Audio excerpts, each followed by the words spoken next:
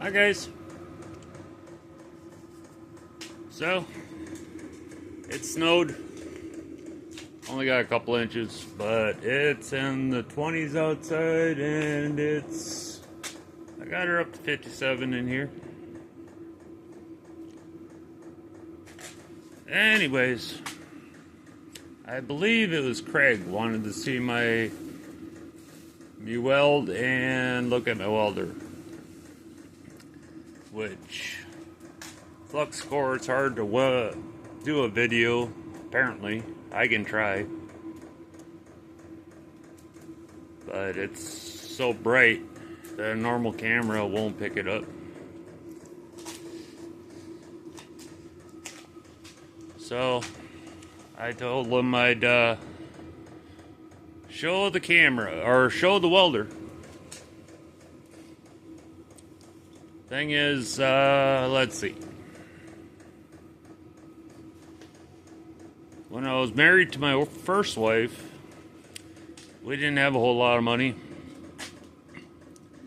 And the cars I put together, I had an old stick welder. And that's what I used to put it together with. Or them together with. And early 2000s, I took a 53 Chevy pickup and put it on a K5 Blazer frame. Body was trash. I made new floors, new pillars. I mean, shortened stuff up, made stuff longer, and I did it all with that arc welder. And I know in 2004 I was done with that truck because I was driving it. And I always said I wanted to get a wire feed welder. I was going to buy a Hobart because that was the welder to get back in the day. A 110 Hobart, and I think with a cart it was either $275 or $350. Can't remember now. So anyways, for my birthday, my ex-wife, my now ex-wife, went behind my back and went to the my Snap-on dealer that I had. Because I was working at the Dodge dealership, I had a credit line with Snap-on. And bought me this. It's a Blue Point.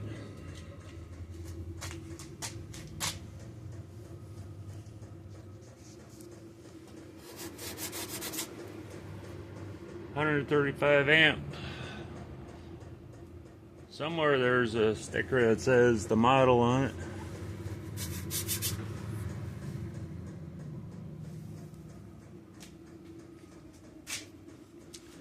She is an either or.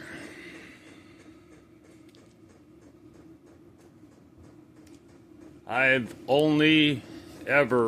never had a tank on this thing. The regulator's still underneath it,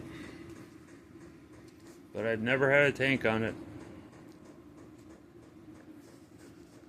I want to say she got this for me 2007 or 2008.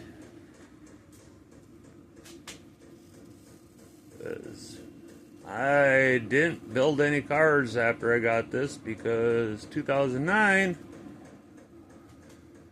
long story short, we got divorced.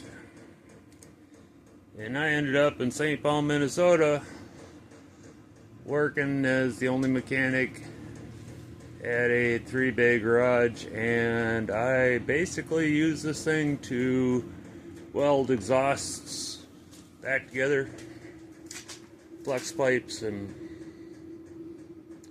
stuff like that. And then the motorcycle wreck took me out in 15, and I ended up working for a couple years at a motorcycle shop. So I did some welding on basically a couple lawnmowers and just odd and end things. So this is the first real project of putting a body together with a wire feed.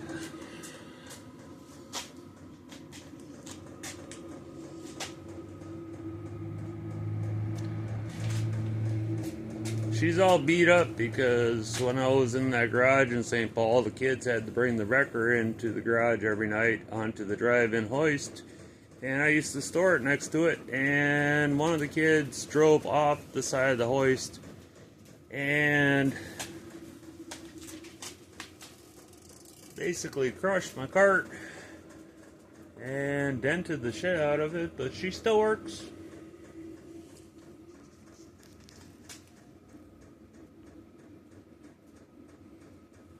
Anyways, since I did that, the lid's a little hard to get up.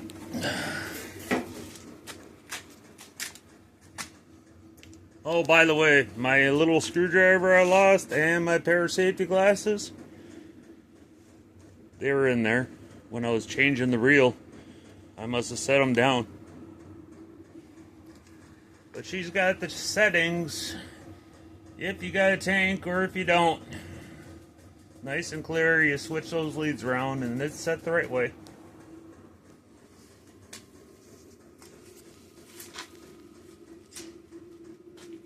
I was watching welding shows and they said since you don't have shielding gas, you didn't need the cover. So that's how I found my glasses and my thing. I was looking for it. It needs to be cleaned.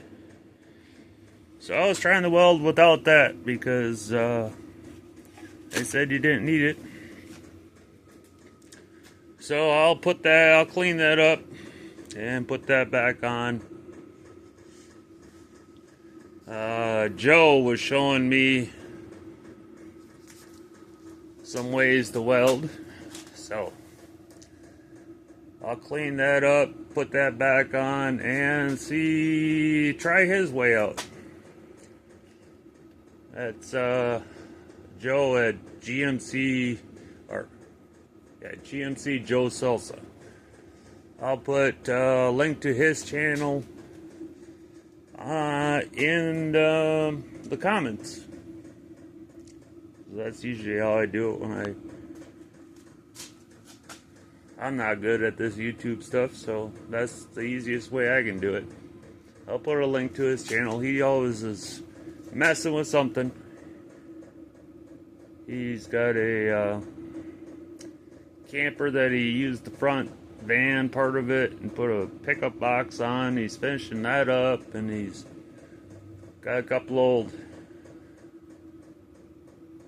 late 40s, early 50s pickups, and one that's even older, and an old motorcycle. It's always fun watching his videos. He's always picking away at something. He built a couch last week before.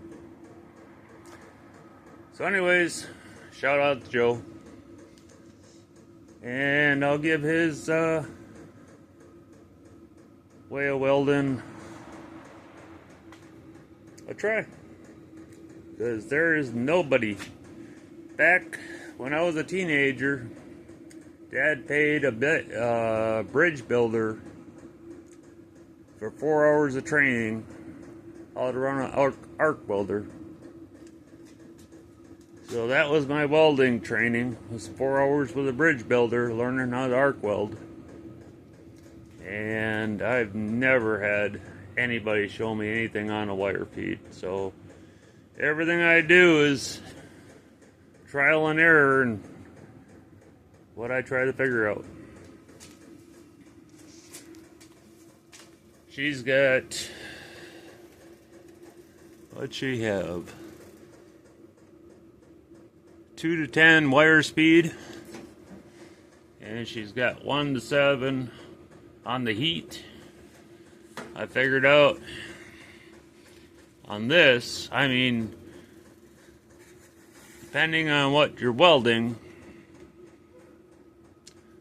2 or 3 is pretty hot. I mean, but if you have some good metal and you're welding 2 pieces together, you can run 2 or 3.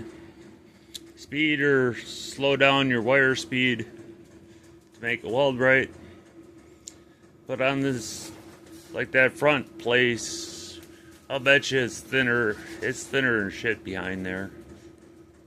And I was down on 1 on heat and 5.5 on speed.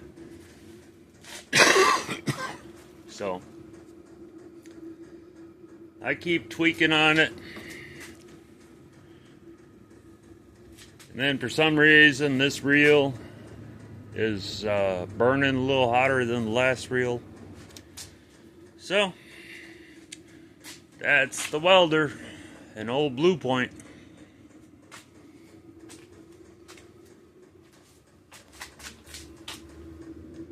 I gotta rebuild that cart. So anyways,